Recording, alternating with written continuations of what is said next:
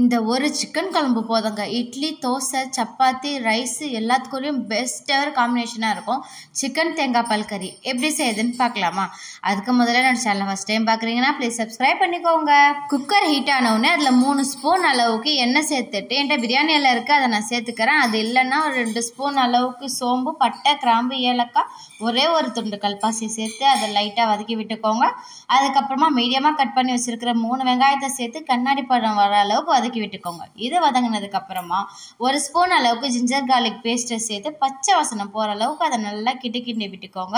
Medium size தக்காளி 3 cut பண்ணி வச்சுருக்கேன். இதை நீங்கள் கொஞ்சம் பெருசாகவே வெட்டிக்கலாம், ஏன்னா தேங்காய் பால் ஊற்றுறதுனால ரொம்பவே டேஸ்ட்டாக வரும். அதுக்கப்புறமா ஆயில் பிரிகிற வரைக்கும் 2 நிமிஷம் வதங்கிட்டு இதில் 1/4 ஸ்பூன் அளவுக்கு மஞ்சத்தூள், உங்கள் காரத்துக்கு தகுந்த அளவுக்கு மிளகாய்த்தூள், நான் 1 ஸ்பூன் போட்டுக்கிறேன், நீங்கள் வேணால் 2 ஸ்பூன் கூட சேர்த்துக்கலாம். 1.5 ஸ்பூன் அளவுக்கு கரம் மசாலா சேர்த்து இது எல்லாத்துலேயுமே எண்ணெயோடு சேர்ந்து கலர் மாறுற வரைக்கும் நல்லா வதக்கி விட்டுக்கோங்க. இதுக்கப்புறம் நான் வந்து 1/2 kg சிக்கன் வாங்கி வச்சுருக்கேன். போன்ஸ் கலந்த மாதிரி வாங்கியிருக்காங்க. நீங்கள் வேணால் போன்லெஸ்ஸில் கூட செஞ்சுக்கலாம். சிக்கன் தேங்காய் பால் கறி போன்லெஸ்ஸாக செஞ்சால் கூட ரொம்பவே நல்லாயிருக்கும்.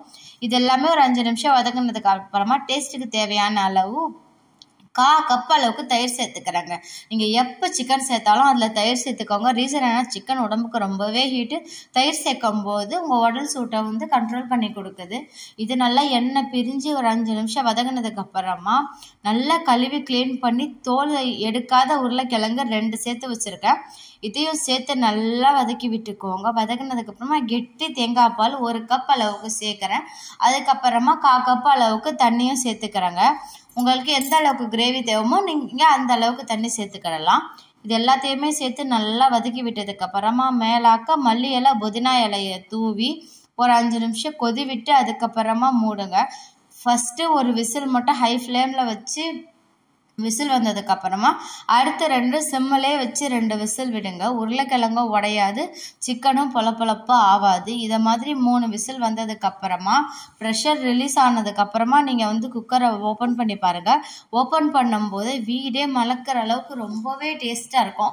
ஒரு தடவை இந்த சிக்கன் தேங்காய் பால் கறி செஞ்சு பாருங்க, அப்புறம் அடிக்கடி செய்வீங்க. இது ரைஸ்க்கு மட்டும் இல்லாமல் இடியாப்பம், சப்பாத்தி, ஆப்பம், பரோட்டா எல்லாத்துக்கூடயுமே பெஸ்ட் எவர் காம்பினேஷனாக இருக்குங்க.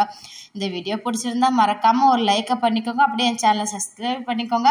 ஆல்ரெடி சிக்கன் 65 வீடியோ ஷார்ட்ஸில் இருக்குது, வேணும்னா அதையும் கூட செக் பண்ணி பாருங்கள்.